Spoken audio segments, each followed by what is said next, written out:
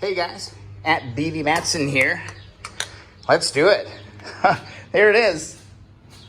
It's absolutely incredible, guys. I'm loving what we're doing, but you need some mirrors before we can get it on the road, so let's get them on.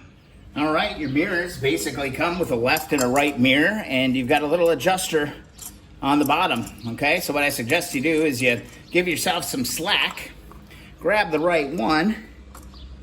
It's pretty obvious. Give them a twist.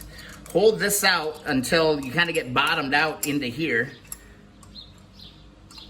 And get it into position. That's going to be probably about there. Then tighten up your nut.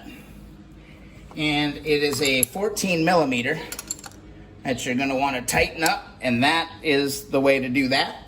You can move on over to the other side. Not that side, the other side. Go like this. Show you our mirror. Again, keep this out of the way. And then take it and give her a spin, man. Righty-tighty. Oh, I gotta give you a little elevation here. Sorry about that, guys. Spin this on. Feel towards the bottom. You'll start feeling her come through. And then position it. Just like that. Probably be about right. It'll take some adjusting once I'm on the bike.